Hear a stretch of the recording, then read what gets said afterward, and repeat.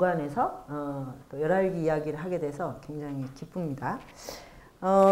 이제 저를 아는 사람도 있을 거고 이제 모르는 분도 있을 텐데 이제 열알기는 제 인생의 이제 큰 변곡점이었어요. 그러니까 40대 그 이제 박사 실업자로 그 길 위에서 새로운 네트워크를 막 이제 구성할 때 이제 어떻게 살 것인가는 정했는데 구체적으로 일상을 어떻게 꾸려가야 되나 그럴 때 이제 열알기를 만났고 열알기가 나의 이제 인생의 비전하고 생활의 현장을 동시에 줬죠. 그러니까 이제 먹고 살게 해주고 그러면서 또 인생의 그 방향을 이렇게 설정하게 해준 그런 이제 그 최고의 스승이면서 또 벗이라고 할 수 있는 그런 고전입니다. 이 얘기를 하는 이유는 그 여러분은 특히 이제 대학교 때는 뭐가 방황을 많이 하고 이렇게 그 방향 감각을 잡기가 어려울 거예요. 그런데 사실 생각해 보면 그 지금은 뭐 40대 후반 또는 60대 후반인 이 세대도 이런 시대는 처음 살아보기 때문에 막막하기는 다 마찬가지예요. 근데 여러분은 이제 처음 막막함이니까 이제 더 막막할 수 있어요.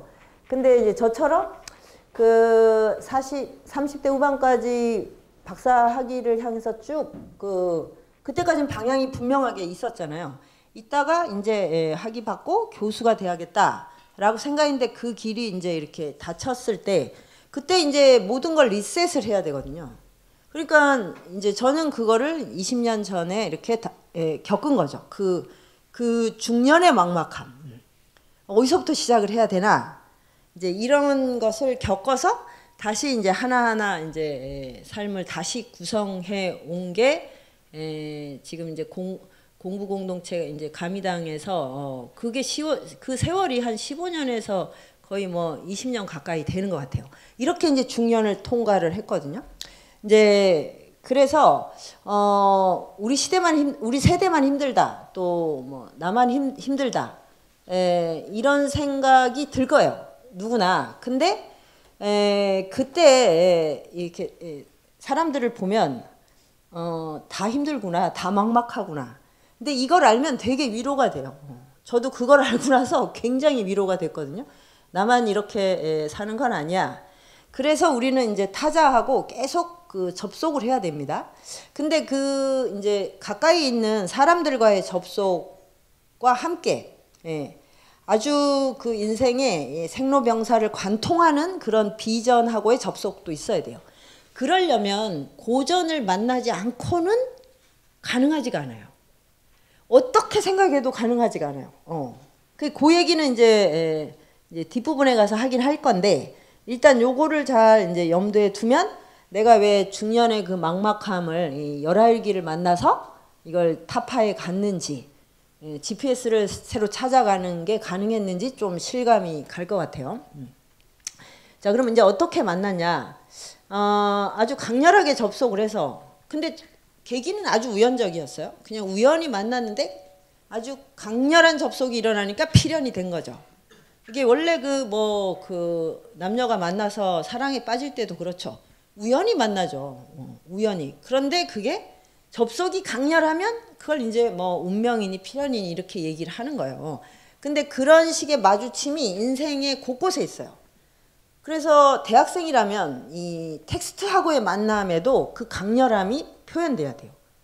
그러니까 제가 이제 저희 공동체에도 청년들이 많이 있고 청년을 그동안 많이 봤는데 당연히 뭐 그럴 수밖에 없기도 하지만 지금은 특히 여러분 세대는 연애만 가장 강렬한 거고 나머지는 되게 심심하고 별로 그게 특별하다는 생각을 안 하는 것 같은 느낌이 들어요.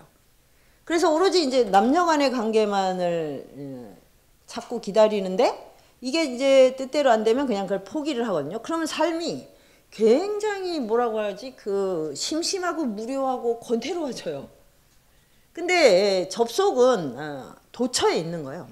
계절하고의 만남도 그렇고 뭐 동물들하고의 만남도 있고. 그런데 대학생이라면 대학생은 어쨌든 지성의 향연이 아니겠어요? 그러면 어떤 텍스트를 만날 때 여기서 일어나는 케미가 이게 장난이 아니에요.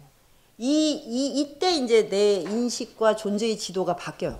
그런 거를 기대하라고 꼭 얘기해 주고 싶습니다. 저는 이제 청년기에는 뭐 당연히 뭐 수많은 책들을 만났으니까 그렇게 이제 쭉 이제 공부를 해오다가 중년에 이렇게 정말 기류에 나섰을 때 이제 열하일기를 만났어요. 그리고 이제 정말 이런 말이 있어요. 글쓰기 중에 취하면 토한다 이런 말이 있어요. 여러분도 뒤풀이 뭐 해본 사람은 취하면 이제 한 3차까지 가면 그 다음에 토하잖아요. 그 책을 읽을 때도 이 책에 취할 수가 있어요. 그러면 저절로 토해져요. 이게 글쓰기예요. 저는 이제 열하일기는 약간 전혀 예상하지 않고 있다가 내가 거기에 막 끌려 들어가서 그냥 이 내장에서 오장육부에서 막 이야기가 이렇게 토해지는 경험을 했어요. 그래서 이제 이 책이 나오게 됐고 이게 이제 제 인생을 완전히 바꿔주게 된 거죠. 자, 그럼 이제 어떤 거에서 제가 그렇게 강렬하게 변화를 일으키게 됐나? 여기 쓴 거는 되게 교과서적인 내용이라 뭐 별 저걸 봐서는 잘 모를 것 같은데 뭐 간단히 설명을 하면 요즘은 하도 이제 이 자본주의가 상품을 많이 만들어내고 그러니까 이제 인생도 자꾸 상품이 돼가서 그 지성을 얘기할 때도 뭐 스펙 이렇게 얘기하는데 사실 제일 중요한 건 사유의 지도가 제일 중요해요. 사유. 내가 인식의 능력이 얼만큼 있는가, 어디까지 사유할 수 있는가. 이게 진짜 내공이에요. 이게 너무나 멋있는 거예요. 우리는 그런 사람들을 몇천 년 동안 계속해서 잇고 이어서 지금까지 불멸을 만들고 있어요. 오로지 사유의 새로운 지도를 그린 사람만에게 불멸이 주어져요. 근데 이게 지금 대학에서는 이게 좀 사라진 것 같고 그래서 청년들이 그게 얼마나 멋진가를 모르는 게 되게 안타깝습니다. 그래서 이제 사유의 그 지도라는 거 이걸 이제 발견했고 고전을 발견했다는 거 뭐냐면 고전이 이렇게 웃기고 재밌구나 이거는 정말 놀라운 발견이었어요. 여러분도 뭐 학교 다닐 때 고전이나 고문 시간 뭐 이런 거 뭐 대부분 다 뭐 그냥 수업 시간에 거의 기절하는 시간이죠. 뭐 그 나란말싸미 둥국에 달아 이래갖고 뭐 그 중세고 배우고 막 이런 그러니까 그 텍스트에 담긴 어떤 그 텍스트의 이 뭐라고 해야 되지?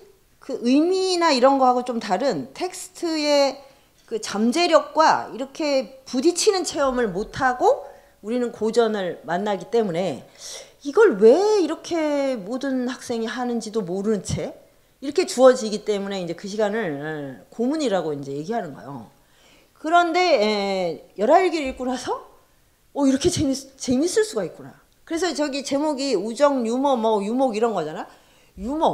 유머가 이렇게 대단한 힘을 갖고 있구나. 그걸 저에게 알려준 고전입니다. 그리고 이것도 이제 정말 중요한데 저는 21세기의 생산력의 핵심은 글쓰기라고 생각해요. 지금 뭐 이제 유튜브나 미디어의 변화를 보면 결국 말이 세상을 이끌어가요. 말. 힘이 아니에요. 힘.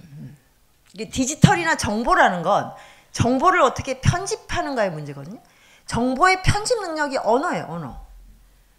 여러분은 하루에 말을 얼마나 하고 있는지 그 말이 얼마나 신나고 그 깊이가 있는지 한번 자기에게 점검을 해볼 필요가 있어요. 요즘 다 녹음되니까 녹음을 해서 자기 하루 종일 하는 말을 한번 나중에 적어보세요. 들을만한지. 굉장히 슬플 수 있어요. 내가 이런 말밖에 안 하다니.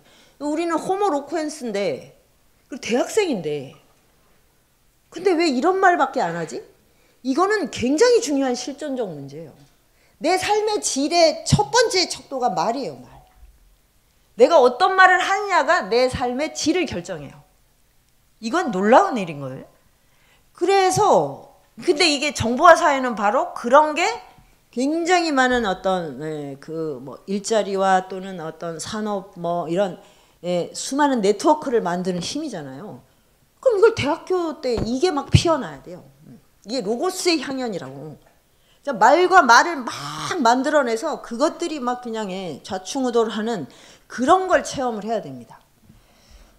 근데 이제 이 지금 세대가 스마트폰으로 스마트폰은 이 보면 하루 종일 이제 이걸 붙들고 있죠. 거의 신체 이 제 오장육부 다음에 또 하나의 장기 아니에요, 장기? 그 저기 뭐 놀부는 심술보가 있었다고 그랬다는데 지금 사람들은 이 오장육부 플러스 스마트폰 장기가 있는 거죠. 떼어놓지를 못하잖아요. 근데 이걸 보고 말을 안 하잖아요. 그걸 보면서 말을 해도 또 이상해 그거는. 그런 사람 또 아픈 거지. 그러니까 보고 재밌어도 짜릿하고 그냥 머릿속에 온갖 종류의 이미지가 지나가는 거예요. 이거를 계속 쌓아놓으면 뭐가 되냐? 자의식의 비만으로 심리적인 이제 질병을 겪게 돼요. 그러니까 여기서 지금 뭐냐? 이미지를 너무 많이 쌓아놨다 하고 뭐냐면 말로 순환을 안 했다는 거예요. 그러니까 웹툰을 보고 난 너무 재밌었어. 그럼 친구들하고 막 떠들어야 돼요. 그거를. 네. 근데 요즘은 어떻게 하냐면 웹툰 너 그거 좋아해? 그럼 같이 앉아서 웹툰을 또 보는 거예요. 한마디 말도 나누지 않고. 이건 참 놀라운 인종의 변환입니다. 이거는 이렇게 되면 이제 우리가 호모 로쿠엔스라는 거를 이제 포기해야 될지도 모르고 그 요즘은 뭐 여기 뼈도 생겼다 그러더라고요. 새로운 이렇게 하도 이러고 있어가지고 뼈가 새로 생물학적으로 진화가 돼서 생겼고 그리고 이제 점점 일어나질 않으려고 하니까 호모 엘렉투스 직립하는 인간도 포기를 해야 될지도 몰라요. 인종의 대변환이 지금 일어나고 있거든요. 예. 이 나중에 올 때 오더라도 지금 내가 생명 주권을 지켜야 돼요. 그게 말하는 존재, 말하는 기쁨. 그러니까 게임을 보고 게임을 말로 하라고요. 말로. 그럼 게임 이론가가 돼요. 이런 사람이 세상을 이끌어가게 돼요. 안 그러면 다 중독된 신체로 끝납니다. 그래서 저는 이제 대학교를 졸업할 때 뭘 배우든 간에 딱 두 가지만 하면 돼요.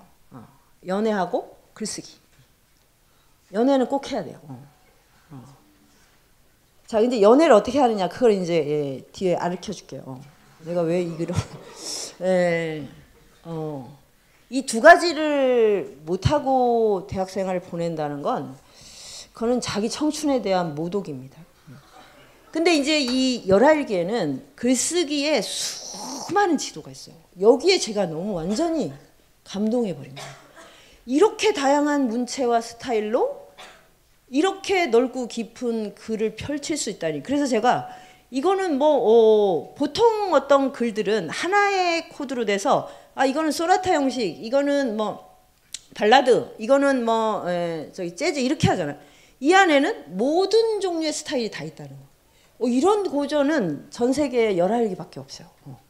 자, 그런 이야기로 이제 그래서 이제 그 감동을 여기 이렇게 적은 겁니다. 그럼 이제 연암에 대한 얘기를 뭐 잠깐 하면 이 연암에 대한 이야기는 작년에 조선에서 백수로 살기 하면서 이제 이 청년 연암하고 우리 시대의 연암. 그 연암 왜 그걸 연결을 했냐면 연암이 18세기에 그 최고 명문가 집안, 그러니까 주류,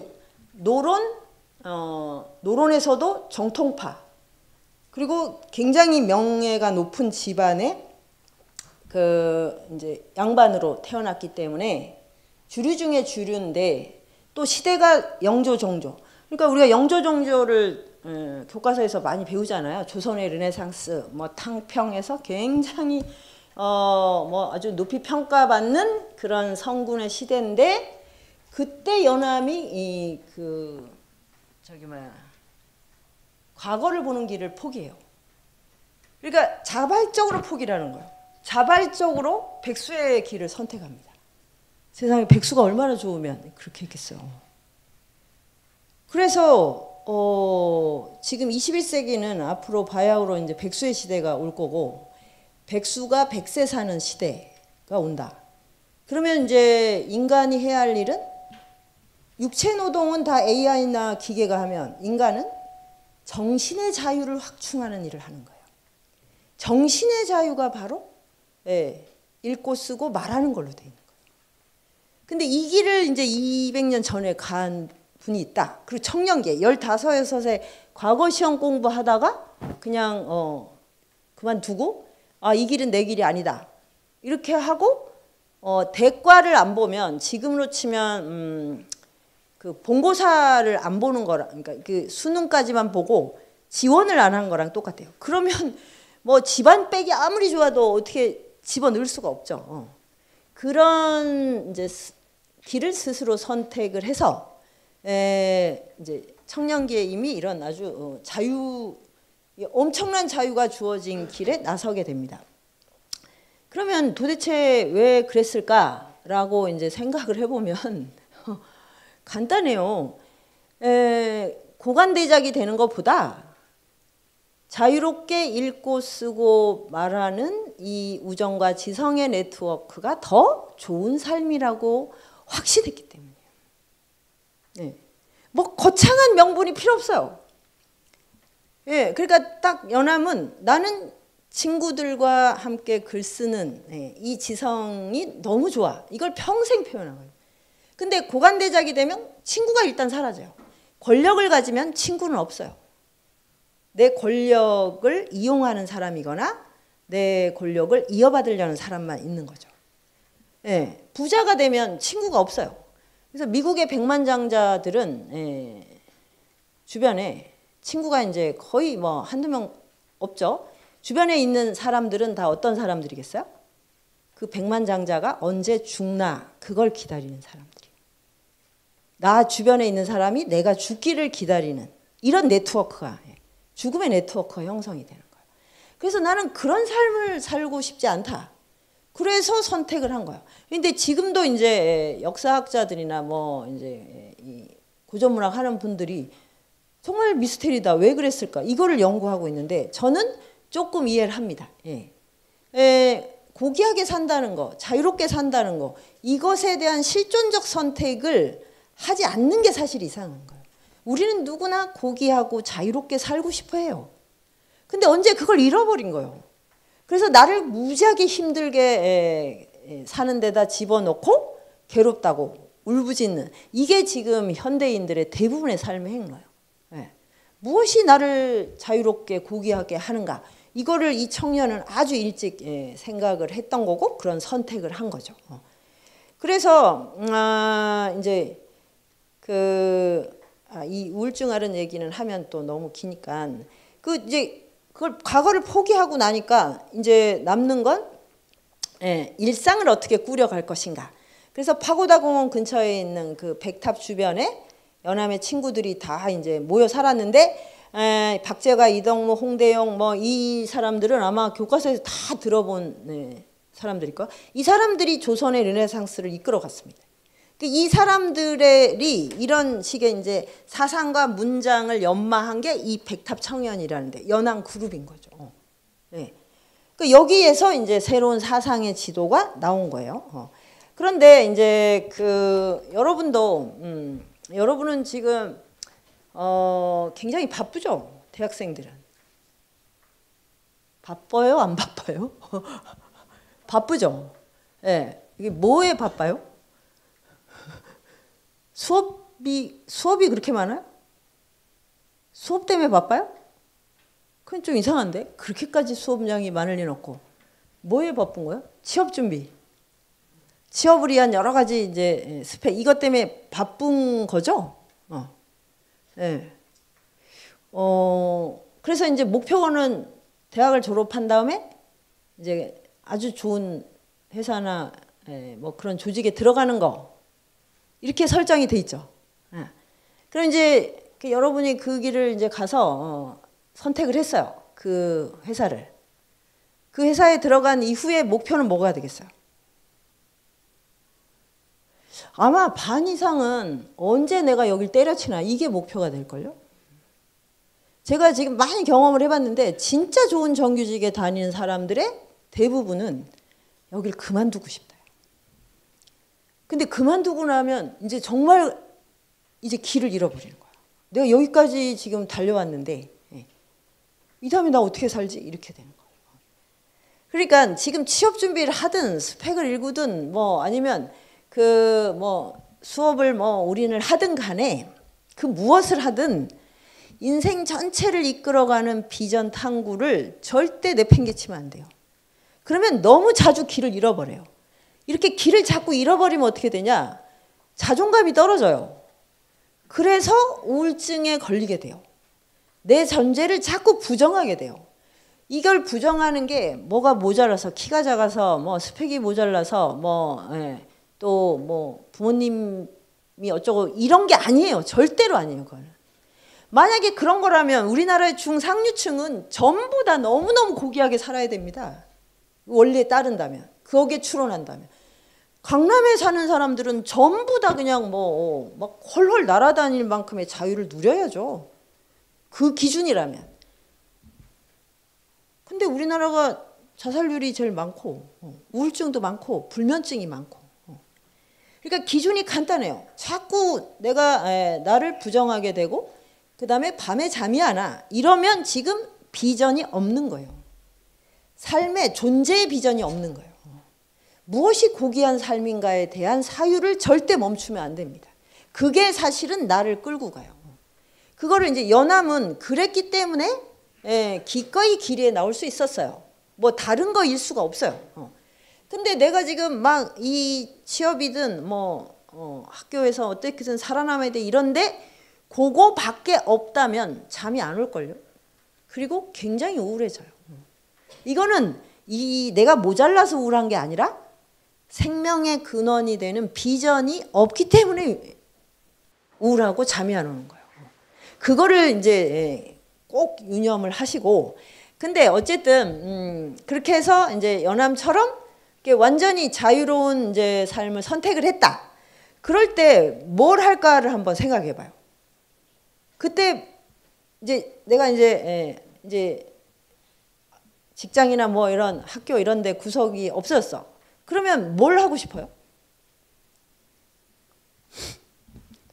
하고 싶은 게 없어요? 예? 예? 청년이 지금 이러면 정말 우리나라는 정말 암울합니다. 뭘 하고 싶어요? 시간과 나한테 자유가 주어졌어. 그러면 나 회사 안 다녀도 돼. 그리고 이제 완전히 내 삶은 내가 매니징 할 수 있어. 이럴 때 하고 싶은 일. 여행. 맞아요. 여행. 그리고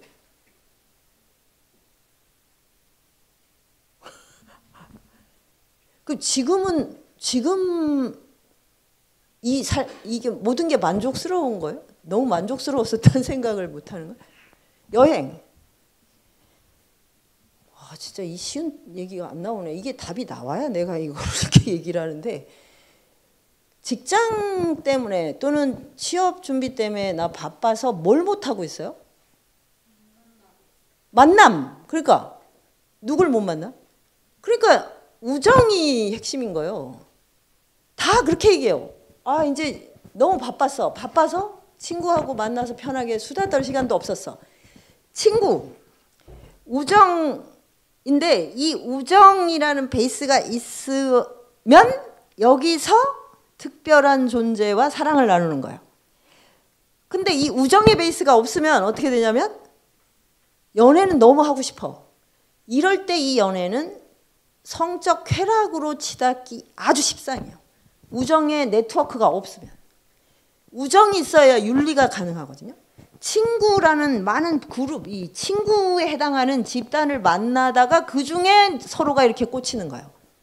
그럴 때 연애하고 아무런 그런 베이스가 없고 나는 친구가 한 명도 없어. 근데 연애는 하고 싶어?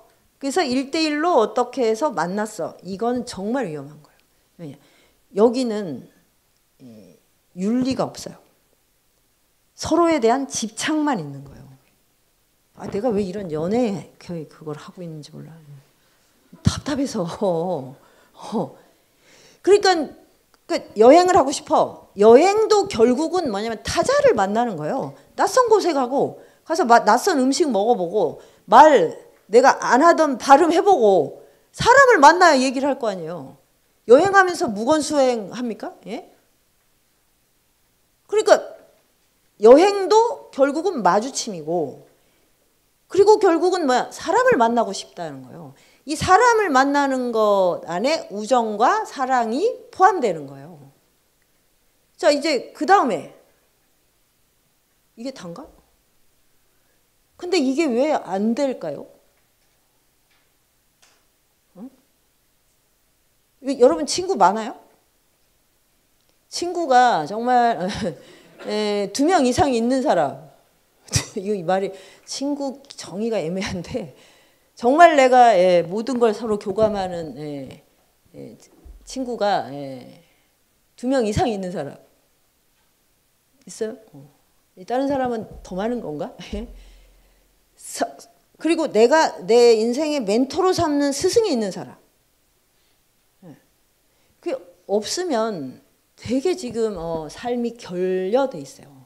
그러니까 삶의 결핍은 딴 게 아니고 내가 마음을 터놓고 일상을 공유할 수 있는 벗이 있어야 되고 이 벗이 나와 함께 인생의 비전을 탐구할 수 있어야 돼요. 그걸 스승이라고 얘기해요.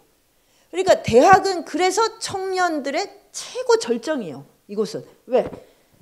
벗과 스승이 있는 데잖아요. 교환이나 계약관계, 권력, 위계가 작동하지 않는 인생의 아주 드문 시간이라고. 그런데 여기 와서도 친구가 없어. 혼자 밥 먹어. 이러면 진짜 내 혼밥족 때문에 정말 미치겠어. 그러면은 세상에 그게 무슨 맛으로 먹어요, 그걸. 그 식품 영양학적으로도 혼자 먹으면 영양분이 몸에서 작동을 안 해요. 그러니까 비만해지거나 아니면 아무리 먹어도 살이 안 찌거나 이렇게 되는 거예요. 재미가 없다고. 살맛이 나야 돼요. 그러면 밥을 먹을 때 그러니까 지금 청년들은 보면 맛집을 그렇게 찾아다니더라고. 청년들이 무슨 맛집을 찾아다녀. 아무거나 먹어도 맛있어야지. 라면만 같이 먹어도 맛있어야지. 그래서 막 라면 먹으려고 거기 침 빠뜨리고 이런데도 맛있게 먹는다고. 맛집을 찾아다니는 건 그거는 진짜 중년에 정말 아무도 친구해주지 않는 내 돈은 있어 이런 사람들이 가는 거죠. 이 인생의 낙이를 이거라도 찾자. 그러니까 뭐야, 혀에 쾌락에 길들여져 있는 거예요. 이게 아니고 이 관계가 좋아야 돼. 먹을 때. 그러면 그냥 맛있는 거야. 그때 입에서 침이 고여요. 침이 고여야 맛있어요. 우리가 감기 걸려서 이 밥맛 떨어지는 게 입에 침이 안 고이는 거예요. 이게 너무나 생리적이고 실존적인 문제예요, 이거. 제가 우정이나 지성 얘기를 할 때 이거는 생리적인 거라는 거예요. 이런 얘기는 이제 아마 듣기가 어려울 텐데 제가 동의보감 공부를 했기 때문에 알아요. 동양사상은 어떤 종류의 비전이든 사상이 몸하고 분리가 안 돼요. 몸에서 다 확인이 된다니까? 그래서 친구랑 수다 떨고 막 같이 있는 것만으로도 좋으면 뭘 먹어도 괜찮아요. 이게 없으니까 쾌락을 쫓아서 그렇게 매는 거. 이건 정신적 허기예요, 허기. 네. 그걸 또 혼자서 먹고 이러면 이 음식도 굉장히 슬퍼합니다. 그 라면 입장에서도 그렇고 그 요리 입장에서도 참으로 보람 없는 일인 거예요. 뭐 이런 사람한테 내가 먹혀야 되나? 이러려고 내가 이렇게 요리가 됐나? 이런다니까 진짜. 진짜 그래서 그러니까 이게 인생에 얼마나 중요한 건지 여러분이 지금 실감을 한다면 저는 눈앞에 이게 보여요. 그게 있는 사람과 없는 사람의 인생의 코스가 100% 저는 예언할 수 있어요. 그 법과 스승이 있는 삶을 사는 존재와 그렇지 않은 사람이 어떻게 중년 노년을 가는지 100% 확인할 수 있다고. 그러니까 혼자 밥 먹고 친구 필요 없고 그러면 중독되는 거 말고는 달리 방법이 없어. 다 중독이야, 중독. 그러면 어떻게 하냐? 여러분은 지금 현대인이 제일 두려워하는 질병이 치매거든요. 노인성 치매가 아니라 젊은이 치매가 일어나요. 뇌는 그런 상태를 진짜 싫어해요. 혼자 밥 먹고 말 안 하고 그냥 쾌락에 물들어 있는 걸 뇌가 제일 싫어해요. 뇌세포는 그러기엔 너무 많은데 써주질 않는 거예요. 활성화가 안 돼. 그러면 스탑되죠. 왜 이런 길을 가야 할까요? 청년들이. 그래서 이제 이게 만약에 취업 때문이고 우리나라가 뭐 경쟁력이 어떠고 하다면 그러면 이거를 어떻게 뚫고 나서 하겠다가 아니라 만약에 이런 조건이 아니라면 나는 어떻게 청년을 보낼까를 생각해 보라고. 그게 바로 내 비전이에요. 여행을 하고 싶어. 움직이고 싶다. 움직이면서 타자를 만나고 싶다요. 이걸. 그 다음에 사람을 만나고 싶어. 정말 의기투합하는 벗을 만나고 싶어. 그 벗 중에 비전을 가지고 있는 벗이 스승이에요. 스승과 친구는 둘이 아니에요. 그래서 스승이 있고 벗이 있는 곳, 거기가 인간이 만들어내는 최고의 지고의 네트워크입니다. 동물에겐 요게 없어요. 동물은 인간보다 뛰어난 여러 가지를 갖고 있지만 스승이 없어요. 스승이 되는 벗이 없다고. 그러니까 지금 얼마나 좋은 시기를 이 청춘의 정말 은혜로운 이 시기를 통과하면서 혼자 밥 먹고 내 생명의 레벨을 뚝뚝 떨어뜨리면서 이 생명의 레벨은 타자와의 접속 능력밖에 없어요. 내가 얼마나 접속할 수 있느냐가 핵심인 거예요. 그러면서 안으로 들어가서 자의식의 비만을 이렇게 계속 가중시키면 딱 간단하다니까. 불면증하고 우울증이야. 자, 점검해 보면 알잖아요, 금방. 잠을 잘 자는 사람이 혼자 밥 먹고 다니는데 밤에 잠이 잘 올 리가 없어요. 그리고 쾌락에 중독돼 있는데 잠이 올 리가 없고, 야식에 길들여져 있는데 잠이 올 리가 없고, 그건 잠을 못 자면 그냥 하루가 우울해요. 우울하지. 잠을 밤새는데 와서 뭐 그냥 명랑한 사람이 어디 있어, 세상에. 간단하잖아요, 간단. 이게 바로 우리가 처해 있는 삶의 현장입니다. 그러니까 연암이 바로 딱 그런 그게 모든 인간, 모든 청년이 원하는 보편적이라는 걸 증명해 준 거예요. 그러니까 여행을 하고 싶어. 팔도 유람을 다 했어요. 근데 그때는 모텔 이런 게 없잖아요. 그러니까 말을 타거나 하는데 이 집은 뭐 굉장히 청빈하니까 걸어 다녀야 돼요. 그리고 절에 가서 잠이 들거나 해야 되니까 이불 같은 걸 짊어지고 다녀야 돼요. 그런 조건인데도 한라산에서 뭐 금강산 뭐 등을 묘향산을 거쳐서 팔도 명산을 다 유람하는 거. 이게 청년들이 누구나 원했던 그 하나의 항목이에요. 이걸 했고 이렇게 쉬지 않고 여행을 하면서 친구를 만나고 새로운 장소를 만나고 이게 이제 40대의 열하로 가는 여행을 하게 된 인연이에요. 그러니까 그걸 늘 하고 있으면 어느 날 내 몸이 그런 인연을 만들어냅니다. 근데 머리로만 계속 머리를 굴리고 있잖아요. 이거는 그냥 이미지로만 형성이 되는 거예요. 내 몸을 못 움직여요. 그래 인연이 올 리가 없어요. 꿈속에서 여행을 계속 하는 거예요. 내가 실제로 여행을 정말 원한다 그러면 움직이고 있어야 돼요. 그리고 움직이려면 친구가 있어야죠. 친구가 있어야 여행을 하죠. 아무리 좋은 곳이라도 혼자 가면 얼마나 썰렁합니까, 세상에. 이게 사람은 사람하고 접속해야만 이 뇌에서 모든 오장육부까지 이게 회로가 움직이면서 생명력이 업돼요. 이러면 그냥 맛있고 그냥 즐겁고 반응이 이렇게 그냥 즉각 나와요. 이게 생명력이라는 거예요. 이거를 청년기에 꼭 터득해야 됩니다. 연암이 이제 그렇게 했던 거죠. 그래서 친구들하고 이제 여행을 하면서 친구에 살고 친구에 죽는 이런 이제 일상을 구성했는데 이거를 연결해 주는 게 뭐냐면 바로 책이에요. 책. 이 끊임없는 여행과 우정의 네트워크는 책이 아니면 절대 지속이 안 됩니다. 그런데 그때 양반들은 무엇이 양반이냐면 양반은 딱 태어나서 죽을 때까지 읽고 쓰기만 해야 돼요. 아주 특별하죠. 우리는 양반 그러면 그냥 막 특권층이고 그냥 뭐 그 뭐라고 할까 비리 덩어리고 뭐 이렇게만 생각하잖아. 이거는 20세기 이후에 조선을 타자화하면서 만들어낸 내적 오리엔탈리즘이야 일종의. 그럼 계급이 사농공상이 있었어. 사대부. 그리고 농공상. 농공상은 당연히 물질적인 어떤 문명을 일구는 그리고 주로 육체 노동을 하는 그룹이죠. 그 밑에는 이제 노비나 천민이 있고. 그러면 이 사대부는 뭐냐면 육체 노동에서 벗어나고 육체 노동에서 벗어나서 철학적 비전을 제시해야 돼. 그러려면 뭐냐면 평생 읽고 쓰기를 해야 돼. 읽고 쓰고 말하고를 해야 돼. 이게 가장 고귀한 계급이에요. 이게 저기 뭐야 내가 여러 그 유튜브에서는 많이 말했는데 동서양 모두 그 계급이 있었잖아요. 신분제. 그러면 귀족과 노예가 있다. 또 귀족과 평민이 있다. 그럼 귀족, 사대부, 뭐 또 양반 이런 것들의 공통점은 딱 하나예요. 정신활동을 하는 거예요. 그냥. 이러면 고귀한 거예요.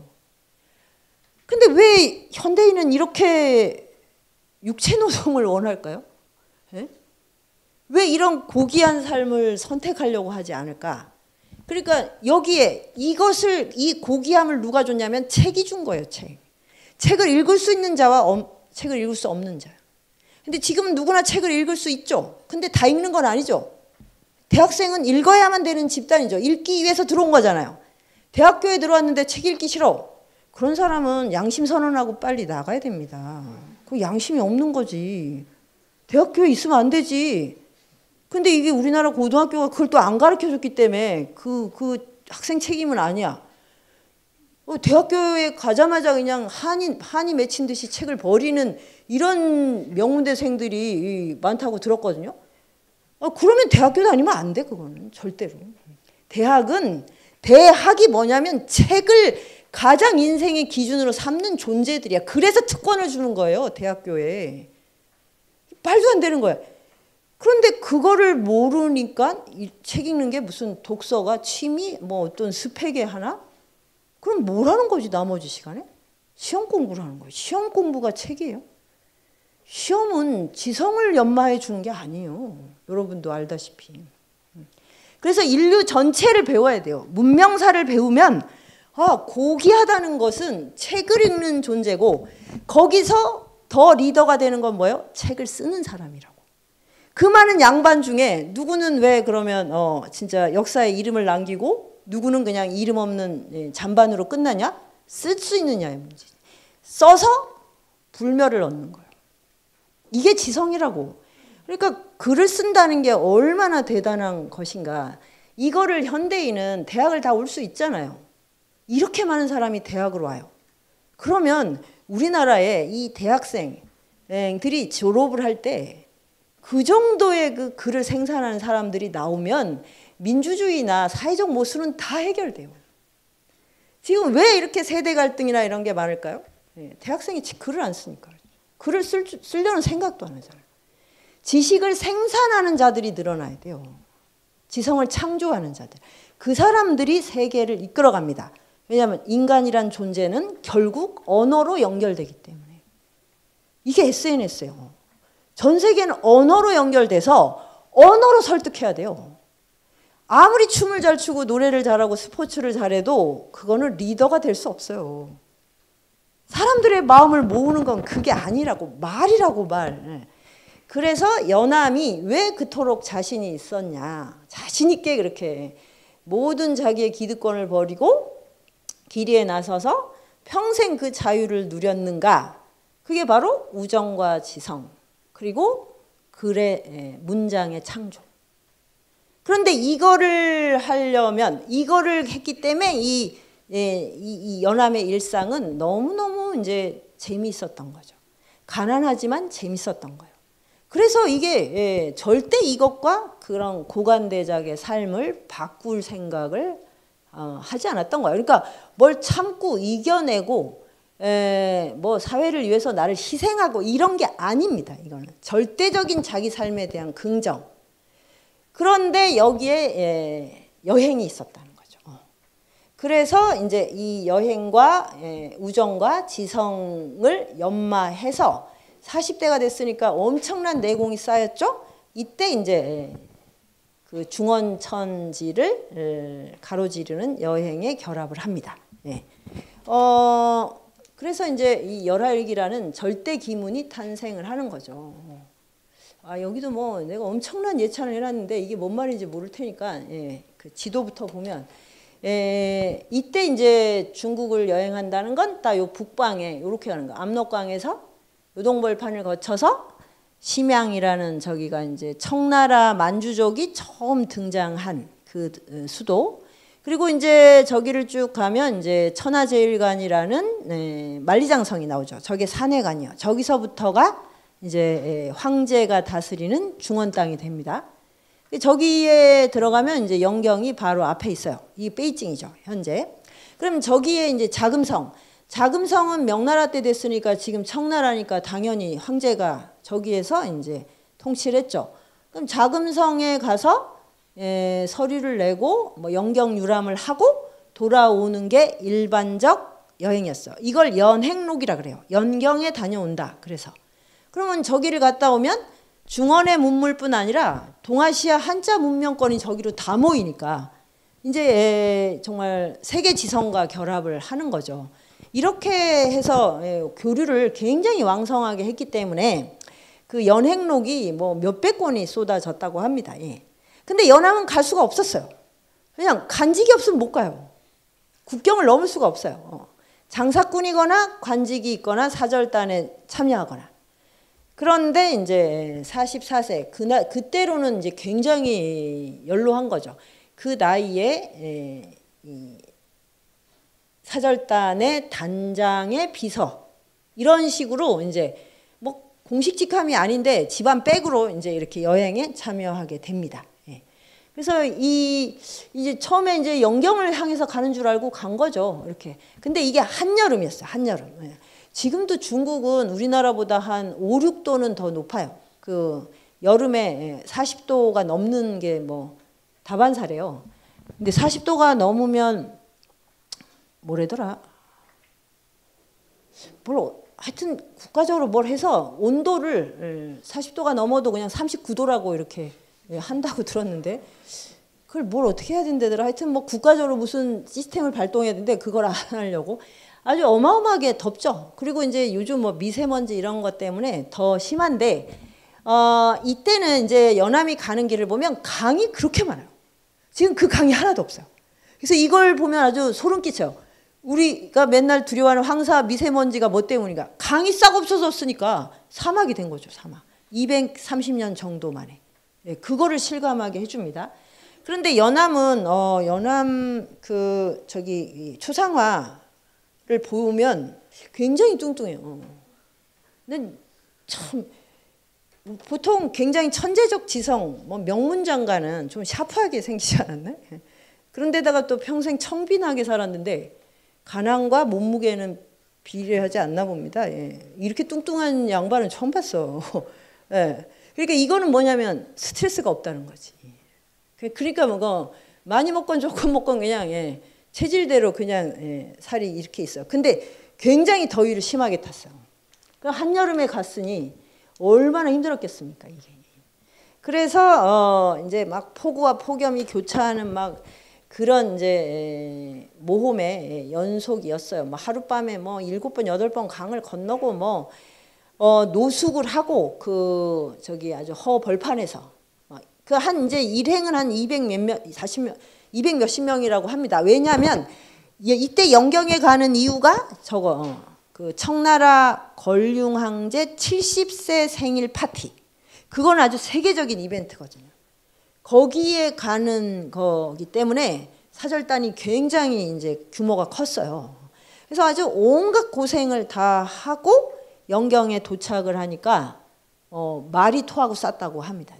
그 정도로 아주 고난의 행군이었는데 연암은 딱 도착하자마자 이제 영경 유람을 할 스케줄을 쫙 짠 거예요.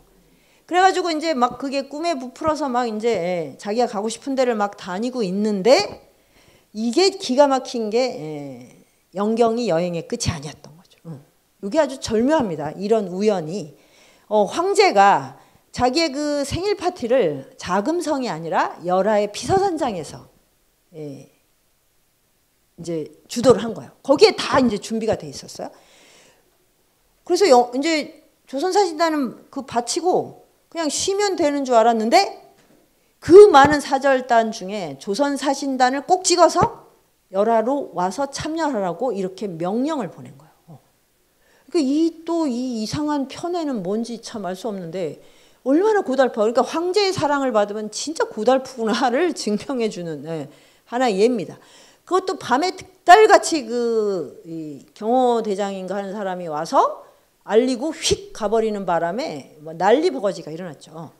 그래서 이제 다시 일행을 재조직을 해서 이제 열하를 가는데 다 이제 너무너무 피곤하니까 쓰러진 사람 다 빼고 뭐 빼고 이렇게 빼야죠. 연암은 참 어찌나 건강한지 전혀 피로의 기색이 없었어요. 그런데 연암은 또 안 가도 돼요. 공식 수행단이 아니기 때문에. 그래서 갈까 말까 고민을 하다가 열하는 이쪽 동북방의 만리장성은 조선인으로선 한 번도 넘은 적이 없어요. 그러니까 이때 안 가면 이거는 절호의 기회를 놓치는 거다. 그래서 이 여행에 참여를 하게 됐습니다. 그러니까 마치 연암이 오기를 기다렸듯이 열하라는 공간이 열하가 자기를 세상에 알리려고 연암이라는 명문장가를 기다린 게 아닐까? 이런 생각을 할 정도로. 왜냐하면 공간도 자기 나름의 그 기운과 자기 나름의 운명이 있어요. 안 그랬으면 우리는 지금 열하라는 거를 뭐 생각조차 하지 않고 살게 될 거예요. 근데 이제 여러분도 나중에 열하를 가게 될 겁니다. 그 정말 이름 없는 도시였는데 연암 때문에 황제의 피서산장으로 열하일기 탄생지이기 때문에 거기 뭐 어마어마한 이제 관광객이 모이는데 한국인은 아직 잘 그렇게 많지 않아요. 그러니까 한국인은 열하일기가 얼마나 뛰어난 문장인지를 모르는 거예요, 잘. 아무튼 이제 그런 아주 기묘한 이제 마주침이 일어납니다. 그런데 이제 이 여행은 지금까지의 여행하고는 비교할 수도 없는 강행군이었어요. 왜? 무박 나흘일로 가야 돼서. 무박 나흘로 뭘 해봤습니까, 여러분? 뭐 그런 일을 하면 진짜 그건 뭐 무박 나흘이 아니라 무박 하루, 뭐 이틀 만에 다 그냥 쓰러지고 말죠. 그런데 연암은 이걸 이제 할 수밖에 없는 게 황제가 그 이제 그 파티 하기 전까지 도착을 하라고 했기 때문에 그래서 당연히 잠은 못 자고 근데 강을 계속 건너기 때문에 땔감이 젖어서 밥을 못 먹어요. 그러니까 이제 굶고 이제 졸리고 이런 상태로 이제 이 여행을 하게 됐다는 거. 이게 또 이제 이 여행기에 굉장한 임팩트를 부여하게 됩니다. 그냥 평하게 가서 그냥 대충 행사에 참여했으면 이런 이제 명문장이 나오기 어려웠겠죠. 아무튼 이제 이런 여행을 했는데 제가 이제 이거 감동을 받은 건 이제 연암의 이 가공할 체력이에요, 체력. 그러니까 무박 나흘로 지금 장성, 만리장성을 통과하고 있는데 그 야상경이었어요. 그런데 원래 이제 양반들은 이렇게 말을 타고 가면 옆에서 견마잡이라고 이렇게 시중을 들어주는 하인이 있거든요. 근데 이 하인이 말발굽에 밟혀서 기어오고 있었어요. 그러니까 이제 다 각자 도생을 하니까 동전 이제 주고 네가 알아서 오라고. 그러고 연암은 이제 혼자 가는데 등불을 이렇게 들고 갔는데 이것도 꺼져 버렸어요. 그래서 별빛을 보면서 이 장성을 넘어갑니다.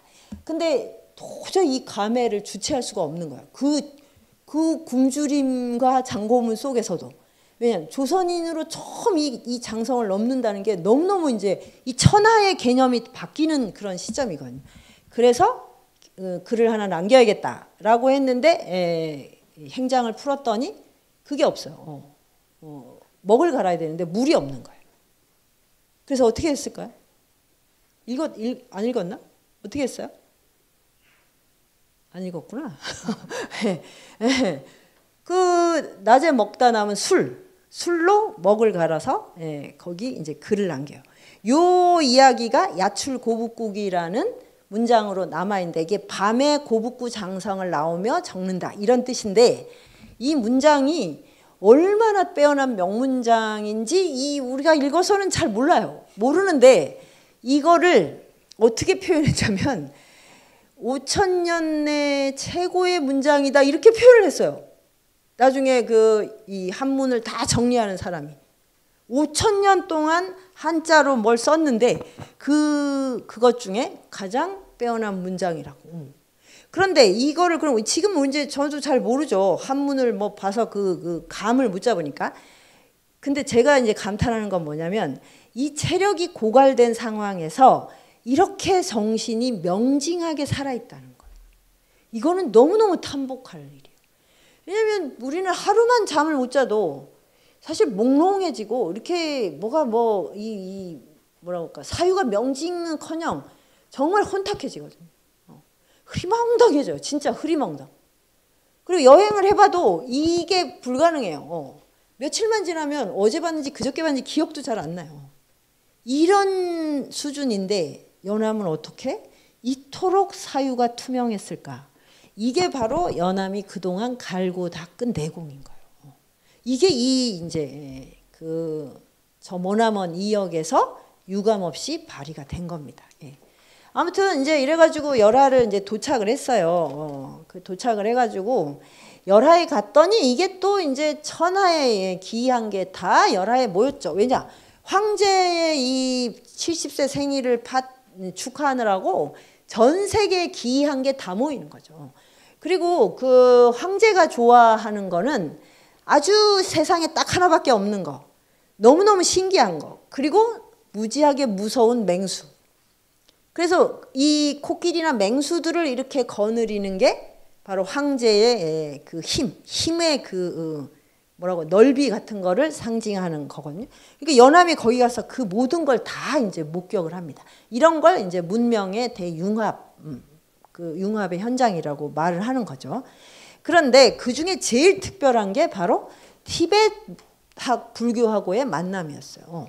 티벳은 지금도 굉장히 낯설고 달라이라마라는 이제 티벳의 지도자, 근데 이제 영적 지도자인데 통치자이기도 한 그분 때문에 이제 이 세상에 티벳 불교가 많이 알려졌지만 조선 시대까지는 티벳이 어디에 있는지 뭐 이런 티벳 자체 토번이라고 그냥 너무 아득한 데 있는 오랑캐 정도로밖에 생각을 못했는데 여기 가서 딱 마주치게 된 거예요. 티벳이 그때 이미 이제 그 불교를 받아들여서 티벳은 너무너무 신기하게도 보통은 이렇게 제사장하고 정치가 이렇게 하나였다가 분리가 되잖아요. 이게 역사의 일반적 방향이잖아요. 우리 당군 앙검이 제사장이면서 왕이었다 이렇게 했는데 나누어지죠. 근데 티벳은 거꾸로 갔어요. 예, 이 통치자가 있고 그 다음에 이 이제 영적 지도자가 있었어. 불교가 전파돼서. 그래서 이게 둘 다 이제 지도자인데 이렇게 가다가 티벳 민족은 영적 지도자한테 모든 권리를 주자 이래갖고 재정이 일치돼 버린 거예요. 너무 특이한 방식으로 역사가 진행이 됐죠. 그래서 달라이라마는 이제 지금이 13세인가? 1세부터 해서 계속 환생한 분들이에요. 환생. 1세가 환생해서 2세가 되고 이렇게. 이런 게 가능한 곳이에요. 그래서 그때는 판첸라마가 이제 다스리고 있었는데 중국 청나라가 이 티벳을 이제 통치하기 위해서 이 판첸라마를 스승으로 황제 스승으로 모시고 이제 그 공경을 하고 있었죠. 그래서 이제 이 판첸라마를 위해서 열하에 막 황금 궁전을 지어주고 그 티벳 그 수도에 있는 겨울 궁전을 이렇게 그대로 옮겨놓고 막 이런 그래서 유적이 굉장히 많습니다. 근데 이제 문제는 그렇게 해서 막 엄청나게 이제 이렇게 떠받들고 있었어요. 그리고 이제 판첸라마를 아련하는 건 황족들도 마음대로 할 수가 없었어요. 그 정도로 이제 대단하게 이렇게 존숭을 했는데 황제가 또 조선 사신단을 너무나 사랑한 나머지 그 조선 사신단에게 판첸라마를 아련할 기회를 줍니다. 이게 날벼락인 거예요. 조선인 사신단한테는. 왜 그럴까요? 왜 이 영광을 완전히 이제 날벼락으로 받아들이게 됐어요. 이거 조선 역사를 아는 사람은 얘기해봐요. 조선은 성리학의 나라잖아요. 성리학은 유학에서도 굉장히 좀 교조적인 유학이거든요. 그러니까 불교도 이단인데 티베트 불교는 또 밀교라고 해서 불교 중에서도 굉장히 낯설고 이질적인 종교예요. 아까 얘기했지만 달라이라마는 계속 환생자라고. 그래서 그 영화도 나왔는데 헐리우드에서 그 무슨 이름이었더라? 영화 이름이 뭐였지? 그 영화를 보면 잘 나와요. 그러니까 달라이라마가 죽으면 그 예언자들이 신탁을 해서 내가 어느 지역에 태어난다고 예언을 해요. 그럼 그 지역에 가서 그때 태어난 아기들을 다 모아가지고 심사에 들어가요. 오디션을 해요. 전생을 기억하는 애를 찾는 거예요. 그럼 이걸 거의 다 기억하는 애가 나와요. 그러면 이 사람이 얘를 이제 데리고 와서 이제 제왕 수업 이제 뭘 해서 달라이라마 2세가 되는 거예요. 그 2세가 또 죽으면 또 그렇게 하는 거예요. 지금 달라이라마도 그렇게 해서 이어졌다고 하는 이런 거를 받아들이니까 굉장히 독특한 체계죠.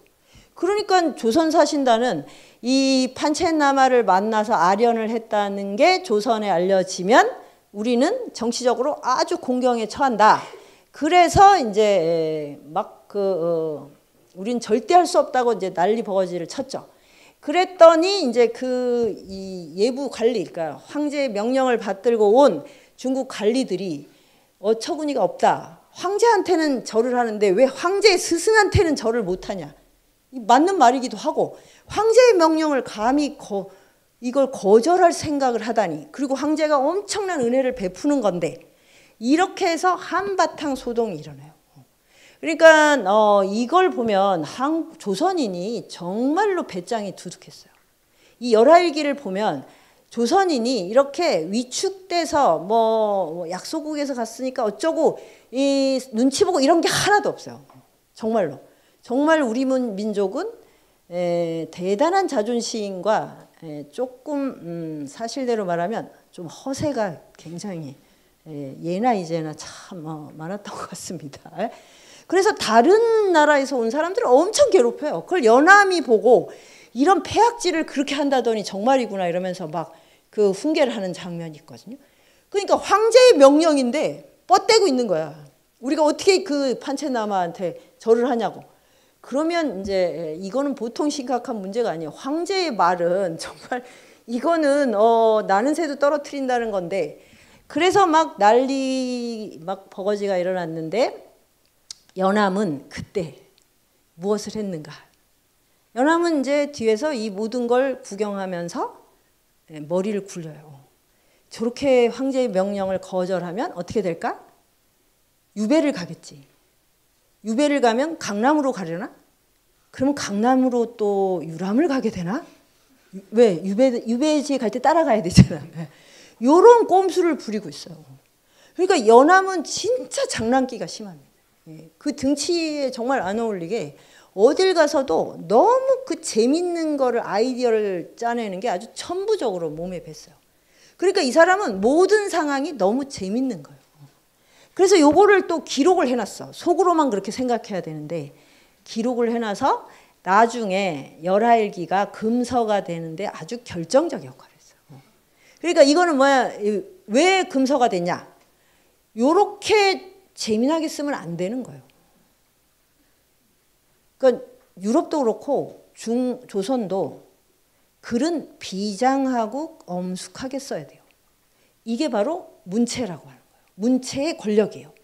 그래서 아실지 모르겠지만 장미의 이름이라는 거 혹시 예전에 에코가 쓴 아주 유명한 추리소설 본 사람은 없겠죠. 들어는 봤죠. 그게 뭐냐면 저기 아리스토텔레스가 트레지디라는 비극을 남겼는데 상상을 한 거야. 그럼 코미디도 있을 거다. 근데 이거를 중세 수도원에서 어디 이 지하 장서각에 숨겨놨을 거다. 그래서 이제 그걸 읽고 싶은 사람들이 이제 수도사들이 들어가서 그 코미디를 이렇게 그 책을 여는 순간 다 죽어버려요. 그래서 이 미스테리를 푸는 거야. 수도원에서 계속 연쇄살인이 일어나. 그래가지고 이걸 이제 어떤 냉철한 사람이 가서 이제 이걸 푸는데 거기에 이제 그런 책이 있다. 그래서 가서 봤더니 그 코미디의 양피지에 다 독을 붙여놓은 거예요. 옛날에는 양피지니까 이렇게 침을 붙여야지 넘길 수가 있거든요. 침을 묻혀서 넘기는 순간 독살되는 거죠. 이걸 찾아냈는데 그럼 뭐냐? 유럽 중세는 웃음을 용납하지 않았다. 웃는 것은 가장 신성 모독이라고 생각한 거예요. 예. 이게 엄청난 억압이죠. 예. 웃고 즐거우면 안 돼. 인생은 괴롭고 비극이라고 생각해야 돼. 근데 동양은 이 정도는 아니지만 고문이라는 문체는 비장하고 엄숙해야 돼. 근데 연암은 바로 이 문체를 깬 거예요. 이 스타일을 깬 거예요. 그러니까 연암의 글이 이 열하일기가 금서가 된 거는 여기에 반체제적인 내용이나 무슨 뭐 혁명에 대한 어떤 음모 이런 게 있어서가 아니고 그 고문이라고 하는 중세를 지탱하는 그 지성의 담론 체계를 해체했기 때문이에요. 그러니까 이 문체 혁명이라는 게 뭔가 그게 바로 이제 이런 내용인 거죠. 그러니까 사람들이 이게 근데 삶의 실상이잖아요. 우리가 뭐 사절단이라고 뭐 엄숙하게 뭐 그거를 수행합니까? 근데 공식 사행단이니까 막 그렇게 막 이제 옥신각신 하는 거죠. 그걸 보면서 이제 누군가는 머리를 굴리는 거죠. 이건 외교 문제가 되면 어떻게 될까? 전쟁이 일어나야 되는데 전쟁하기는 좀 분위기상 그렇고 유배를 가야겠네? 그럼 내가 이참에 유람을 가는 거야. 이런 생각을 하는 거예요. 할 수 있어요. 이걸 그냥 쓰는 거예요. 그러면 양반들이 보기에 이게 너무너무 불편합니다. 그러니까 여러분이 쓰는 맞아. 여러분이 왜 이렇게 표정이 음울하냐면 너무 재미없는 문체로 글을 쓰거나 읽기 때문이에요. 그러면 이제 표정이 이렇게 됩니다.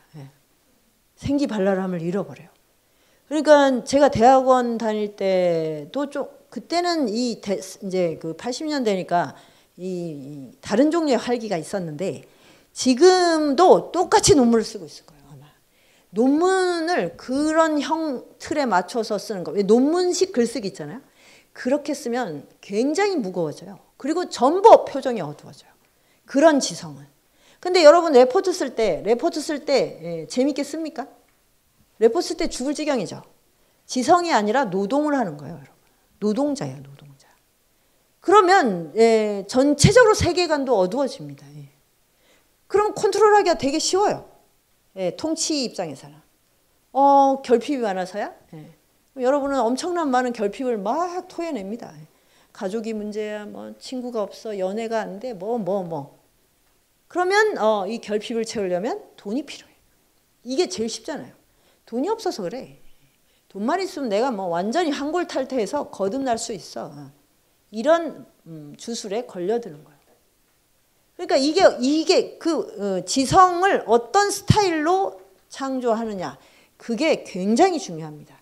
그래서 연암은 어쨌든 이런 식의 이야기를 막 만들어내 가지고 청고에 드문 이제 그 절대 기문을 창조해냈다. 그래서 이제 그거를 이제 전체로 이제 정리를 해보면 왜 유머인가? 그러니까 무슨 고전의 특징을 유머라고 하냐? 그래서 제가 이 웃음과 역설의 유쾌한 시공간이라고 이런 제목으로 이 리라이팅을 했을 때 아주 그때 온갖 신문에 다 나왔던 것 같아요. 너무 특이하게 고전을 다시 쓰기를 했다. 그전에는 주로 고전을 해설했는데 고전을 완전히 이제 현실과 접목해서 새로운 방식으로 이제 글쓰기를 했다. 이것 때문에 이제 주목을 받았는데 그때 이제 학계에서 연암을 연구하는 이제 그 학자분들은 굉장히 분노했어요. 저한테. 연암을 개그맨으로 다루다니. 그러니까 웃음과 역설이 들어가면 그 개그맨이라고 생각하는 거예요. 이렇게 희화하다니. 그래가지고 막 어떤 분은 뭐 제가 진짜 어디서 뭐더라 뭐 내 책을 뭐 다 뭐 저기 고물상에 넘겼다는 뭐 이렇게 쓴 사람도 있고 어떤 사람은 무간지옥에 떨어질 거라고 이런 저주를 세상에 책 하나 쓰고 무간지옥이라니. 저희는 어차피 무릉도원은 못 갑니다. 저는 왜냐하면 제가 복숭아 알러지가 있어서 도원에는 못 가요. 어차피 저는 거기가 지옥이죠. 그러니까 이 지식인 엘리트는 엄숙해야 돼. 이걸로 대중을 지배해요. 이게 아직도 되고 있는 거예요. 근데 지금은 엘리트를 개코같이 하는 대중들이 너무 많아졌어요. 그 유튜브나 SNS가 그렇게 해버린 거야. 20세기가 비장함이 지배했다면 21세기는 유머가 지배하는 시대입니다. 그러니까 지금 미디어의 해체를 보세요. 그러니까 저기 지금 공중파가 왜 다 위험하냐? 또 이렇게 잘 짜여진 막 그런 엄숙한 뉴스나 이런 그런 프로그램은 다 망합니다. 이제 거기에 유머가 끼어들 수가 없어요. 근데 유머를 억지로 끼워 넣어서 예능을 지금 막 하고 있잖아요. 지금 하는 예능은 먹방하고 그 혼밥 뭐 그런 거거든요. 이런 것도 다 이제 조만간 다 사라질 겁니다. 그러면 삶의 생동감을 표현하는 거. 이게 지금 아마 유튜브가 그 많은 어필을 하는 게 그쪽일 텐데 결국 그런 식의 1인 아니면 소수의 미디어로 해처모여를 하게 돼요. 거기에 반드시 필요한 게 유머예요. 어떤 그 극렬한 상황에서도 유머가 개입이 되면 적대성이 해소가 됩니다.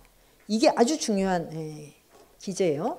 그래서 연암은 이런 글을 썼다는 거죠. 아까 봤지만 여정이 굉장히 고달프고 사실은 중간중간 굉장히 위험한 상황이 펼쳐졌는데도 연암은 그 상황을 항상 이렇게 역설로 이렇게 비틀거나 유머로 이렇게 배치를 바꿔버리는 그런 식의 실험을 하는 거죠.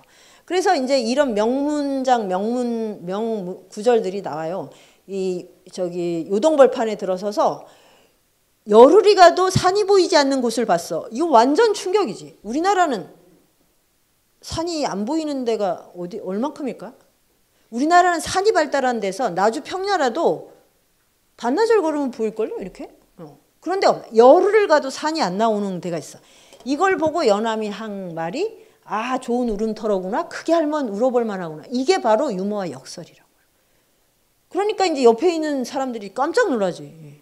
그냥 뭐라고 했겠어. 아 넓구나. 뭐 지겹다. 뭐 이제 이게 끝이겠죠. 그런데 이런 이제 이야기를 토로하니까 이제 질문을 해. 그럼 그 질문에 이제 답을 하면서 희노애락 애호욕 모든 감정이 극에 이르면 통곡이 나온다. 통곡이야말로 이 신체를 완전히 전복하는 그런 기운이거든요. 그 충만한 기운을 이 허벌판에서 체험을 하는 거죠. 그렇게 해서 중원 땅에 이제 들어갑니다. 그리고 이제 가서 우리가 중국 가면 큰 것들을 엄청 보잖아요. 만리장성부터 해서 뭐 너무너무 커. 막 거기에 이제 기가 질리는데 연암은 그런 막 엄청난 기념비를 보는 게 아니라 일상을 보는 거예요. 일상을 관찰했더니 청나라 문명이 왜 이렇게 발전했는지 알겠다. 그게 기와조각과 똥부스러기 있다. 이런 식의 또 그 문명 태제가 나오는데 이것이 무슨 뜻이냐면 그 이동 수단이 너무너무 발달해서 술의 종류가 너무 많아요. 근데 그걸 전부 말들이 이동을 하죠. 그러면 말들이 길거리에 꽉 차 있어. 근데 문제는 말들이 계속 똥을 싸죠. 그러면 이거를 삼태기로 다 받는 거예요. 받아서 이거를 완벽한 리사이클링을 하는 거예요. 이 장면을 보고 연암이 와 이런 식으로 이용후생을 하는구나. 여기서 이용후생론이 나옵니다. 그리고 기와집을 많이 지니까 많이 기와가 부서질 거 아니에요. 그러니까 그 기와를 버리지 않고 이렇게 무늬를 하면 요즘식으로 하면 킬트식 무늬가 되는 거예요. 그걸로 또 담벼락이나 정원을 다 가꾼다. 이 말은 무슨 뜻이냐면 어떤 쓰레기도 버리지 않고 재활용을 한다는 것은 자기 삶을 정말로 소중히 여긴다는 거예요. 이 말은 무슨 뜻이야 또? 황제를 믿는다는 거예요. 오랑캐라서 정말 통치를 못할 줄 알았는데 이 변방의 백성들도 자기 삶을 이렇게 도탁게 여긴다는 건 이 통치에 대해서 신뢰를 보내는 거예요. 그러면은 이제 자기가 생각했던 성리학적인 도, 이거는 오랑캐는 절대 할 수 없다고 생각했는데, 이 오랑캐인 만주족 황제들이 150년에 걸친 태평천하를 이루는 것은 도대체 무엇일까? 이 질문을 하는 거죠. 이전에 다른 조선의 양반들은 가면 여기는 노린내가 나서 볼 게 없다. 그리고 이거는 만주족은 이 헤어스타일이 저기 왜 그 항비용 스타일 있잖아요. 그거다. 저거는 금수와 같다. 또 뭐 옷 스타일이 이렇게 돼 있다고 해서 그런 거를 갖고 맨날 물고 늘어졌어요. 그래서 아예 아무것도 배우려고 하지 않았는데 연암은 완전히 마음을 열고 근본적인 질문을 하는 거예요. 과연 돈은 어디 있는가? 그리고 하늘은 왜 명나라가 아니라 청나라를 선택하는가? 이런 질문을 하기 때문에 이 유머 안에 고도의 문명론이 들어갈 수가 있는 거죠. 그래서 이제 뭐 벽돌 같은 온돌 이런 이제 문명 기술을 탐사하는데 거기에 늘 너무나 재미있는 에피소드가 섞여 있다는 겁니다. 자, 그러면 이제 이렇게 할 수 있는 연암의 그런 윤리가 뭐냐? 그게 우정이라는 거예요. 유머가 미학이라면 우정은 윤리학이에요. 이 우정이 얼마나 중요한지를 알면 여러분도 참 청춘을 아주 다르게 살 텐데, 저는 백수돼서 제일 아쉬운 게 정말 친구였거든요. 그러면 학교를 다닐 때는 친구가 늘 있잖아요. 그걸 고민할 필요가 없어요. 근데 이제 교수가 안 돼서 학교를 못 가면 이제 나는 내 본교로 돌아갈 수는 없고, 그러면 나는 진짜 아무하고도 연결되지 않는 존재가 돼요. 이렇게는 사람이 살 수 없어요, 이거는. 그럼 집에 있으면 되지 않냐? 오, 세상에. 집은 대낮에 있으면 절대 안 됩니다. 해 뜨면 나오는 데가 집이에요. 집의 정의. 해 떴을 때는 서로 절대 있어서는 안 된다. 가족의 정의. 해가 있을 땐 서로 얼굴을 보면 안 된다. 집에 대낮에 있으면 우울증 걸리고 집에 가족과 함께 있으면 가족을 미워하게 돼요. 한번 실험해 보세요. 일주일만 해보세요. 네. 그리고 공부를 어떻게 혼자 합니까? 더구나 이 내 공부가 무슨 취미로 하는 공부가 아니고 이 동서양 고전을 다 망라하는 건데 이걸 어떻게 혼자 해요? 능력도 안 되고 재미도 없어요. 일상이 너무나 중요한 거예요. 아무리 거창한 꿈이 있으면 뭐합니까? 오늘 하루가 재미가 없으면. 그런 인생을 왜 삽니까? 그래서 저는 공동체를 만들었고요. 그래서 아침에 눈 뜨면 나가는 데가 있어야 되고 나가면 친구가 있어야죠. 그래서 사람을 불러 모았어. 새로운 친구를 사귀었어. 그전까지 학연, 뭐 기타 인연은 다 버리고 새롭게 리셋했어요. 그래서 지금도 계속 새로운 친구를 만나요. 거기에는 20대 청년도 있어요. 여러분 같은. 재작년부터 청년과 접속해야겠다. 그래서 청년 프로젝트를 해가지고 2060이 같이 어울려 있거든요. 그리고 여러분도 좀 나이 든 친구를 많이 사귀도록 하세요. 그 나이 든 친구를 2060이 이렇게 만나려면 여기 책이 있어야 됩니다. 다른 걸로는 만날 수도 없고 만나지지도 않아요. 그러면 공부를 같이 하는데 나이 든 친구가 있다. 학과에 굉장히 나이 든 늦게 대학을 온 친구가 있다. 그러면 진짜 너무 좋은 거죠. 여러분끼리 있으면 이게 긴장이 너무 심하고 경쟁이 심해서 굉장히 피곤해요. 이 같은 또래끼리만 친구를 하면. 그런데 2060이 사귀면 60대가 20대를 질투하겠습니까? 뭘 질투하겠습니까? 이 미모를 질투하겠습니까? 무슨 삼각가게에 들 염려도 전혀 없어요.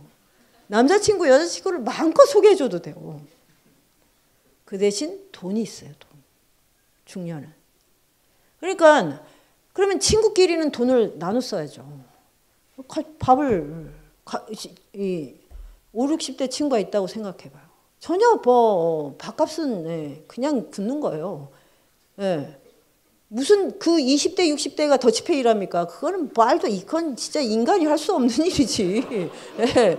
그 20대랑 같이 되자 그거는 우리 공동체에서는 절대 용납받을 수 없는 최악의 그런 반윤리예요, 반윤리. 그래서 어쨌든 우정의 범위를 내 또래 동갑 이딴 거 따지면 안 돼요. 뭐 빠른 7군이 뭐 빠른 88 이런 들을 때마다 어이가 없어서 연암 원래 이 20세기는 이 나이로 이렇게 그 학제를 편제했잖아요. 이래서 여러분이 이 페이스에 말려든 거고 그 이전에 어떤 문명도 동갑끼리 친구라는 게 아니에요. 연암은 기본적으로 위로 7살, 10살, 위 아래로 15살 이렇게 친구예요. 연암 그룹 자체가. 근데 너무나 지긋하게 서로를 아끼는 친구가 됩니다. 예, 이게 주는 그 어떤 이 자유의 공간이라는 게 말도 못해요. 그래서 연암은 이 윤리학을 철학으로도 끊임없이 생산했고 글도 엄청 많아요. 우도에 대한 게 실제로도 실천을 했고. 그러니까 이제 조선에 있을 때도 늘 친구와 함께 일상을 영위했으니까 굉장히 슬픈 일이나 비극적인 일이 있어도 이 친구와 함께 있으면서 이거를 넘어간 거고, 그러니까 여행을 같이 할 수 있어. 나는 돈이 없지만 친구가 돈이 생길 수가 있잖아요. 친구는 이렇게 해야 돼요. 여러분은 뭐 열심히 공부하니까 나중에 취업할 확률이 높네요. 그러면 취업 안 된 친구들 좀 용돈도 주고 뭐 배우러 다니라 그러고 이렇게 해야 돼요. 그 왜 화폐가 왔다 갔다 하지를 못합니까? 그 뭐 주기 싫은 것 같으네 표정이. 그럼 뭘 내가 왜 줘야 되나 이렇게. 그게 나를 살리는 길이에요. 돈이 흘러다녀요. 근데 친구를 이렇게 돈이나 사유재산하고 딱 잘라놓으니까 가족밖에 모르고 돈이 건너가면 안 되는 거야. 개인이 다 분절되는 것도 이거죠. 하여튼 이 얘기는 뭐 다른 책에도 얘기했으니까. 아무튼 연암은 그래서 가난했지만 늘 일상은 충만했다. 그게 우정의 윤리학이었다. 그러니까 중국 여행할 때 만나는 모든 사람 존재하고 친구가 돼요. 심지어 낙타, 코끼리. 그 다음에 아주 어린 애가 지나가도 걔를 붙들고 막 그 말도 안 통하는데 막 뭔가 소통을 하고, 뭐 할머니, 저기 중년 아줌마, 당연히 또 중국의 그 학자들, 사대부들 밤새 필담을 하죠. 이 우정이라는 게 이 열하일기 전체를 간통하는 동력입니다. 동력. 자, 그 다음에 요게 이제 연암의 철학이죠. 이런 우정의 윤리학과 그 유머라는 미학을 구사하려면 철학이 있어야 되는데 그 인식의 기반을 우리 시대의 언어로 하면 유머. 이걸 요즘 이제 노마디즘이라고 말을 합니다. 이거는 이제 프랑스 철학에서 건너온 건데 지금은 이제 너무너무 일상화된 거죠. 21세기의 사상은 노마디즘. 이렇게 이해하면 돼요. 그러면 그게 뭔가 20세기는 이분법의 시대예요. 자본가 노동자. 또 그다음에 냉전. 그 뭐 서방과 소비에트. 남성, 여성. 다 이분법이에요. 엘리트와 대중, 서울과 지역. 디지털은 뭐예요? 이 이분법을 다 깨는 거예요. 그렇게 생각하면 돼요. 이분법이 싹 사라져요. 남성성, 여성성을 지금 구별이 잘 안 될걸요? 이렇게 섞여 있으면 남성, 여성이 사실 그 표시가 뚜렷하지 않아요. 여성도 거의 요새는 치마를 안 입습니다. 남성의 피부가 더 좋고요. 그 여성이 더 액티브하고. 그러니까 그전에도 이미 남성 안에 여성이 있고 여성 안에 남성이 있었는데 사회가 이렇게 분절을 했기 때문에 억압됐던 게 디지털은 모든 걸 다 발현시키게 해요. 정말 N개의 성이거든요. 그렇다면 다른 것도 말할 필요도 없어요. 서울과 지역 이것도 의미 없죠. 스마트폰이 있으면 다 통하는데. 그러니까 이게 이제 디지털이다. 그러면 뭐냐? 우리가 인식에서 이분법을 고수하면 안 돼요. 그러면 너무나 낡은 거예요. 어떤 영역에서도 우리는 유연하게 제3의 길을 갈 수 있어야 됩니다. 그게 바로 노마디즘이거든요. 근데 연암은 이거를 이제 그 열하일기 문장 안에서 계속 만들어냈어요. 그걸 사이의 철학이라고 합니다. 연암의 언어로 하면. 그러니까 이 사이라는 게 중도, 평균, 이런 게 아니라 이렇게 적대적인 두 개로부터 벗어나서 새로운 제3의 길을 창조해내는 거죠. 그런 것들이 이제 이 연함의 명문장 안에 들어있다. 그러니까 그렇게 이분법이 되면 적대화되고 위계가 돼요. 남성 여성이 나누어지면 어떻게 돼? 남성성이 강해지고 여성성이 강해지면 이거는 서로 교감할 수가 없어요. 그럼 어떻게 되냐? 지배 예속 관계가 돼요. 그러니까 가부장제가 되는 거예요. 이거를 이렇게 법으로 이렇게 억지로 만들어놔도 안에 있는 적대감은 해소가 안 됩니다. 그러니까 이 이분법 안에서는 절대 길이 없어요. 그러면 제3의 길을 이 안에서 만들어낼 때 그때 이제 새로운 방식의 네트워크가 가능한 거죠. 이거를 모든 삶에서 실험하는 거, 이걸 노마드, 유목민이라고 합니다. 그래서 이제 21세기는 뭐 리더가 따로 있는 게 아니고 모두가 자기 삶의 리더고요. 그리고 리더가 내가 이렇게 앞에 서는 사람이 리더도 아니고요. 요즘 매니저 같은 경우가 더 중요한데 매니저는 절대 앞에 나서지 않잖아요. 그러니까 이 사이에 위계가 없는 거예요. 그러니까 내가 어느 위치에 있더라도 그 위치에 맞는 일을 하면 나는 리더인 거예요. 이런 사람들의 네트워크, 그게 새로운 시대가 요구하는 거죠. 그래서 디지털은 이 세계를 어떤 목적지향적으로 보지 않습니다. 왜? 그런 식의 단선이 아니니까. 카오스니까 이 세계는. 그래서 모든 게 불확정한데 다만 아주 이런 매끄러운 순환의 공간, 리듬은 있을 뿐이에요.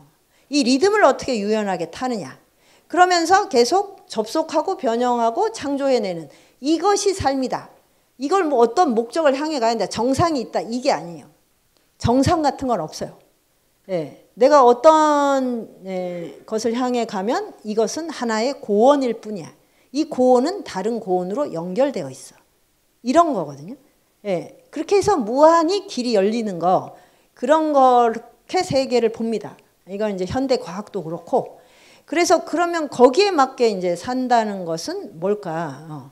그게 바로 유머라는 미학인데, 이거야말로 이제 그런 이분법, 이원적인 적대성을 가로지르는 새로운 창조적 리듬이 되죠. 그러니까 여러분은 이걸 연습하려면 어떻게 해야 되냐면 잘 웃고 잘 웃겨야 돼요.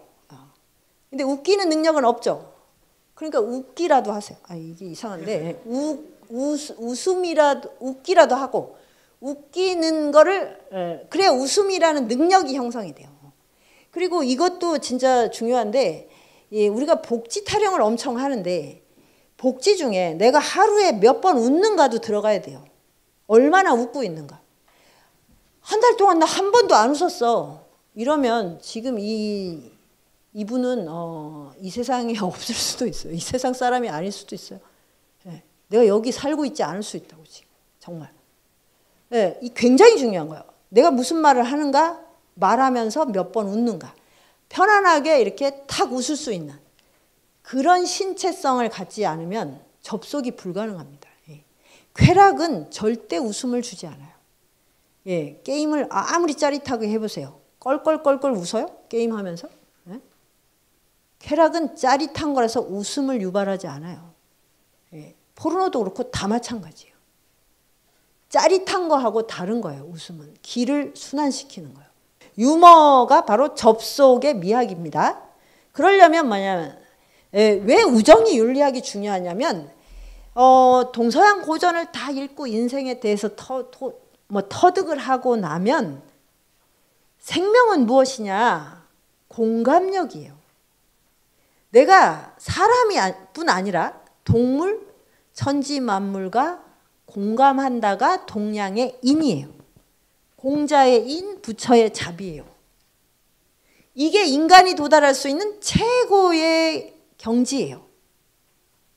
이거 말고 다른 길은 없어요. 그래서 그거를 우리의 이 평범한 일상에 옮기면 뭐냐면 우정의 윤리학이 되는 거예요. 우정만이 윤리적인 거예요. 그러니까 친구가 없다, 친구 같은 스승이 없다면 삶이 절대 공감할 수 없는 방향을 지금 내가 걸어가고 있다는 뜻이거든요. 자, 그래서 이제 이 소통 능력이 정말 중요합니다. 그리고 이제 그러려면 이 세계 지도, 인식의 지도가 있어야죠. 아, 그것이 존재가 향해야 되는 방향이야. 요게 바로 비전이거든요. 예, 저는 그거를 이제 알게 됐어요. 아직 터득은 못했지만 인간이 어떤 방향을 보고 가야 자유롭고 고귀하게 되는지는 알게 됐어요. 그게 공감력을 확보하는 거예요. 그러면 그 세계관, 그게 뭐냐면 끊임없이 새로운 길을 창조하는 해야 한다라고, 어떤 진리에 도달한다가 아니라 진리를 매 순간 창조해낸다. 이게 유목이에요. 그러니까 고정되지 않겠죠. 고정되면은 큰일 나는 거죠. 그러면 이제 그거는 교리에 갇혀요. 그게 꼰대가 되는 거거든요. 예, 꼰대와 꼰대 아닌 것의 차이는 늘 새롭게 구성하느냐 아니면 거기에 머무르느냐, 그 차이밖에 없어요. 그게 바로 유목입니다.